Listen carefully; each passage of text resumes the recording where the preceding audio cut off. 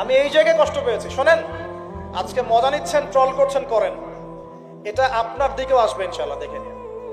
কারণ এটা শুধু আমাকে উদ্দেশ্য করা নয়, এর উদ্দেশ্য হচ্ছে পুরো ওয়াজ মাহফিল এবং আলেম ওলামা এবং পুরো কমিউনিটিকে বিতর্কিত করা। আপনার উচিত ছিল নিজের ভাইয়ের পাশে এসে দাঁড়ানো, আপনি উল্টা মজা নিয়েছেন। এগুলো আল্লাহর আরশ পর্যন্ত পৌঁছে গেছে ইনশাআল্লাহ। আল্লাহ পাক অচিরেই এর ফলাফল নাজিল করবে ইনশাআল্লাহ। একটা ন্যাশনাল নিউজ যদি প্রচার করতে চান, আপনাকে পক্ষে বিপক্ষের কথা নিতে হবে না? একটা ন্যাশনাল নিউজ প্রচার করবেন, তাহলে বাদী বিবাদী উভয়ের কথা শুনতে হবে না? এই হলুদ সাংবাদিকতা, টোটালি হলুদ সাংবাদিকতা। এর পিছনে কি উদ্দেশ্য? উদ্দেশ্য হচ্ছে 1 নাম্বার ওয়াজ মাহফিলকে বিতর্কিত করা, নাম্বার 1। 1 নাম্বার উদ্দেশ্য ওয়াজ মাহফিলের যে চলমান সিলসিলা বাংলার মাটিতে চলছে, এই চলমান সিলসিলাকে বিতর্কিত করা একটা প্রধান উদ্দেশ্য, 1 নাম্বার। 2 নাম্বার, ওয়াজ মাহফিলে যেসব বক্তাদের মাহফিলে বেশি মানুষ আসে, এই বক্তাদেরকে জাতির সামনে এই বিতর্কিত করে উপস্থাপন করা, 2 নাম্বার। 3 নাম্বার, আপনি যদি একজন বক্তা বা আলেমকে বিতর্কিত করতে চান, 2টা ইস্যু লাগবে আপনার। 1, নারী কেলেঙ্কারি, 2, অর্থের কেলেঙ্কারি। মারো খেলাম আমরা, জুলুমের শিকার হলাম আমরা, আর উল্টা আমাদেরকে টাকার মতো ছোট্ট একটা বিষয়কে কেন্দ্র করে আমাদেরকে জাতির সামনে অপমানিত করা হচ্ছে। কত টাকা নেবেন? টাকার জন্য যদি আমরা মাহফিল করতাম, আজকে 10 তলা বাড়ি থাকতো। একদিনে চাইলে আমি 10টা মাহফিল করতে পারতাম। টাকার জন্য যদি আমরা কাজ করতাম, দিনের কাজ, তাহলে আমার নামে শত শত বিঘা জমি থাকতো। আমি আল্লাহর বান্দা, আল্লাহর জমিনে বেঁচে আছি কারাগারের জীবনে। আমার 100 কোনো জমি নাই পৃথিবীতে, 100 না, আল্লাহর কসম করে বলতেছি। আমার 2টা পরিবার ভাড়া থাকি আমরা, প্রত্যেক মাসে ভাড়ার টাকা গুনতে হয় আমাদেরকে। টাকা পয়সা দিয়ে মাহফিল কিনে নিয়েছে। আমাদের নাম্বার ফেসবুকে অ্যাভেলেবল, হোয়াটসঅ্যাপ নাম্বার অ্যাভেলেবল।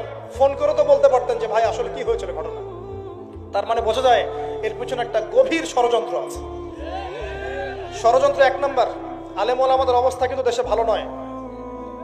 ষড়যন্ত্র 1 নাম্বার হচ্ছে হকপন্থী আলেম ওলামাদেরকে সমাজ থেকে মাইনাস করে দেওয়া, একটা উদ্দেশ্য 1। 2 নাম্বার, ওয়াজ মাহফিলকে বিতর্কিত করা, একটা উদ্দেশ্য। 3 নাম্বার, যেসব বক্তাদের ওয়াজ মাহফিলে বেশি মানুষ আসছে, জনগণ শুনছে, আমল করছে, ইসলামের একটা ফ্লো সৃষ্টি হচ্ছে, এই মানুষদেরকে সমাজে বিতর্কিত করে দেওয়া। এবং এই কাজগুলোর মধ্য দিয়ে কারা তাদের এজেন্ডা বাস্তবায়ন করছে আপনারা খুব ভালো করে খেয়াল করে নেবেন। আর কিছু আছে চিলে কান নিল টাইপের মানুষ, যা দেখবে অনলাইনে, যা আসবে দেদারসে প্রচার করা শুরু করবে।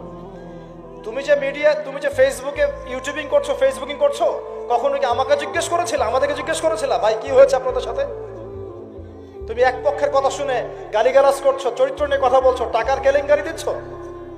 তোমাদের জন্য 2টা নসিহত করে শেষ করবো, জাস্ট 2টা। 1, নবী সাল্লাল্লাহু আলাইহি ওয়াসাল্লাম বলেছেন, কাফা বিল মারই কাযিবান ওয়া হুয়া ইয়াকুলু কুল্লামা সামিআ।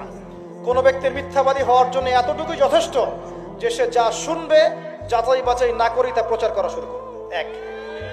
2 নাম্বার, রাসূল সাল্লাল্লাহু আলাইহি ওয়াসাল্লামকে আল্লাহ পাক বলেছেন, ইয়া আইয়ুহাল্লাযীনা আমানু, হে মুমিনগণ, আপনারা খুব ভালো করে শুনেন, ইন জাআকুম ফাসিকুম বিনাবাইন ফাতাবায়ানু।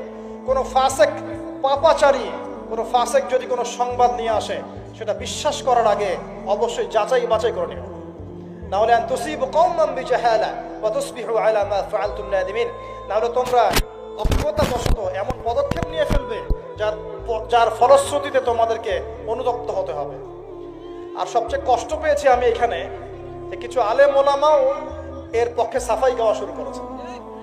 আমি এই জায়গায় কষ্ট পেয়েছি। শোনেন, আজকে মজা নিচ্ছেন, ট্রল করছেন, করেন, এটা আপনার দিকেও আসবে ইনশাআল্লাহ, দেখে নিন। কারণ এটা শুধু আমাকে উদ্দেশ্য করা নয়, এর উদ্দেশ্য হচ্ছে পুরো ওয়াজ মাহফিল এবং আলেম ওলামা এবং পুরো কমিউনিটিকে বিতর্কিত করা। আপনার উচিত ছিল নিজের ভাইয়ের পাশে এসে দাঁড়ানো, আপনি উল্টা মজা নিয়েছেন। এগুলো আল্লাহর আরশ পর্যন্ত পৌঁছে গেছে ইনশাআল্লাহ। আল্লাহ পাক অচিরেই এর ফলাফল নাজিল করবে ইনশাআল্লাহ। শুধু এতটুকু বলছি, আল্লাহর কাছে হাত তুলে দোয়া করছে, আল্লাহুম্মা ইন্না নাজআলুকা ফি নুহুরিহিম ওয়া নাউযু বিকা মিন শুরুরিহিম।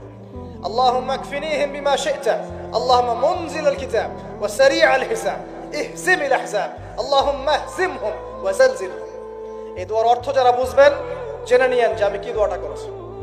আমি আল্লাহর কাছে দোয়া করছি, আল্লাহ পাক সত্যের পক্ষে থাকেন, মিথ্যার বিপক্ষে থাকেন। এখানে ইসলামের বদনাম হয়েছে, আলেমের বদনাম হয়েছে, এবং আল্লাহর দ্বীনের দায়ীদের গায়ে আঘাত এসেছে, ইউটিউবারদেরকে আঘাত করা হয়েছে, এবং মিথ্যা প্রপাগান্ডা চালিয়ে চরিত্র হনন করা হয়েছে। আল্লাহর কাছে দোয়া করছে আল্লাহ পাক যেন একাই এই জালেমদের বিরুদ্ধে আমাদের পক্ষে যথেষ্ট হয়ে যান ইনশাআল্লাহ। আমরা দোয়া করছি আল্লাহ পাক যেন এদের এবং আমাদের মাঝখানে ফয়সালাকারী হিসেবে আল্লাহ পাকই যথেষ্ট থাকেন ইনশাআল্লাহ।